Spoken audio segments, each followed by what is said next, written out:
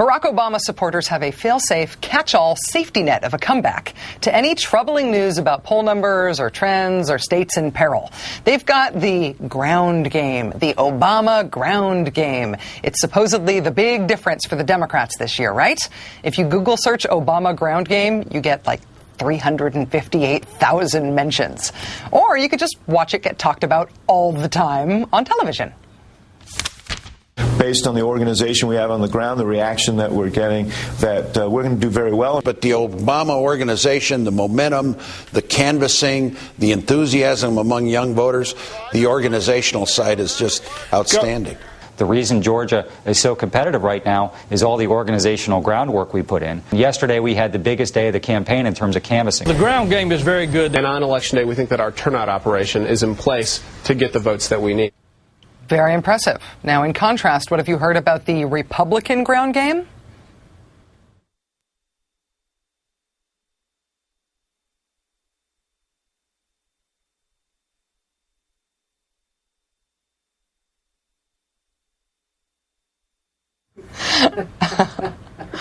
Yeah, they don't talk about it. They just do it. And they don't necessarily rely on the candidate or on his campaign. The Republican ground game, their get-out-the-vote operation, it's mostly run through the Republican Party. It's a 72-hour program, and it was the critical factor in Bush's victories in both 2000 and 2004 in places like southwestern Ohio. This year, the RNC, the Republican Party, quietly, very quietly, is insisting that their operation is even stronger this time around.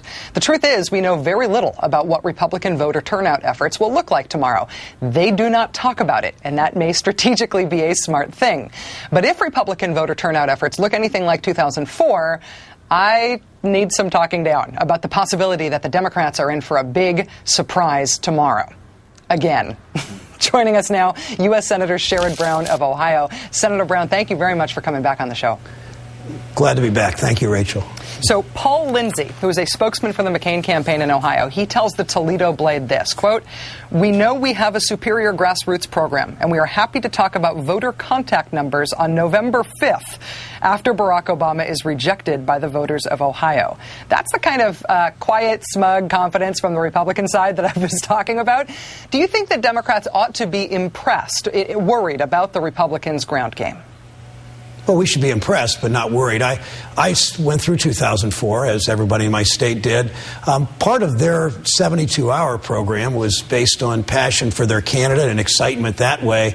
We're not seeing that kind of excitement this year, but more importantly than that is what we've had in Ohio is months and months of good brick-by-brick building of this structure, and this to mix a metaphor and go back to your football is the ground game. And I've never seen anything like this. I've been in politics for 30 years in this state. I've never seen anything like the Obama organization. And there are offices. There are 89 offices in the state. The governor and I, with former Senator John Glenn, have been on a bus tour for the last 8 or 9 days. We visited 30 small towns, smaller, more rural communities, and I've seen things I've never seen in politics in this state. Last weekend, just in this past weekend alone, 800,000 doors were knocked on by Obama volunteers just in this weekend. And I've visited boards of elections in Cleveland and Columbus several times in the last few days, and to look at the lines of voters about to cast their votes in early voting is just unbelievable. And people are standing in these lines. They're waiting 2, 3, 4 hours. They're not complaining. They know this is an historic moment.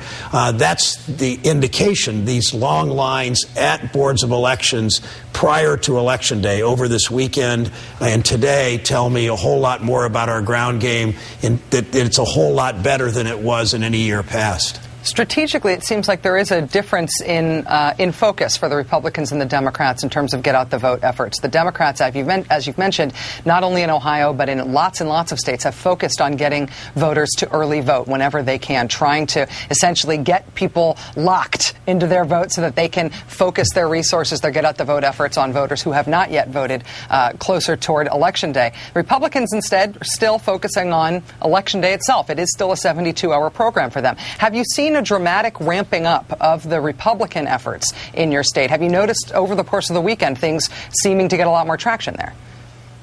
No, I haven't. I know they're doing this, and I know they're going to have a good Election Day operation. But when you think about, in some counties, we're guessing as many as a third of voters will cast their ballots early, meaning by the close of business today, so they already have. We don't have those numbers, of course, yet. But let me give you one county, Franklin County, second largest county in the state, the capital, Columbus. There have been some 200,000 people that have voted early through today, and it'll be a little higher than that at the end of this day, at the end of Monday.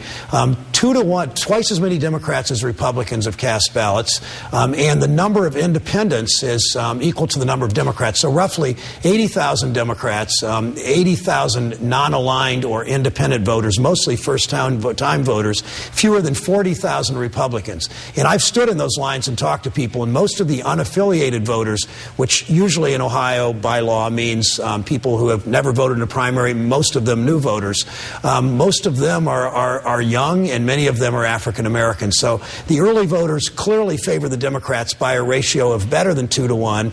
That relieves the pressure on Election Day. We're not going to see huge lines. People are going to be able to get in and out of the polls. Ohio, as you suggested, talking to former Governor, now Mayor Wilder, Ohio is ready for this. Ohio has a Secretary of State, Jennifer Brunner, that's a whole lot better and different from the Secretary of State in the 2004 election. George Bush is co-chairman for his campaign.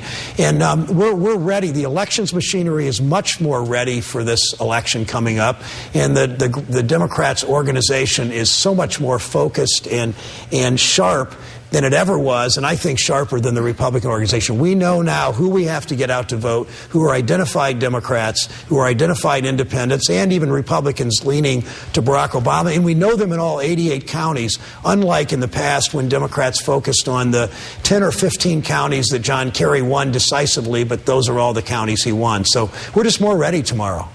Looking ahead to tomorrow, looking ahead to about roughly this time tomorrow, and we'll know a lot more about how this election is going to unfold. If John McCain does end up winning Ohio and his campaign expresses confidence that they think they will, what do you think will have been decisive? What do you think has been his greatest asset thus far?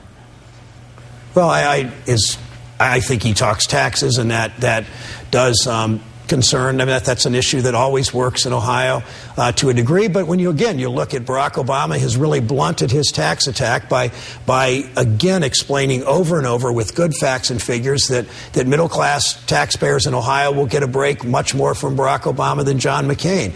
So I think that the Barack Obama or John McCain has done what Republicans always do in my state. They appeal to people's fears, and that's if Barack Obama loses the state, and I absolutely don't think he will. I think he's going to win tomorrow night.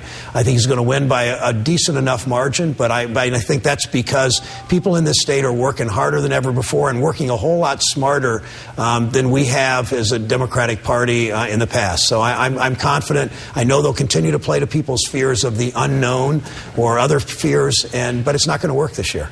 Senator Sherrod Brown of Ohio doing an excellent job resisting my efforts to put a dark cloud in your silver lining here tonight. Thank you for being with us tonight, Thanks as always, sir. Rachel. Wish you a smooth election tomorrow. Thanks.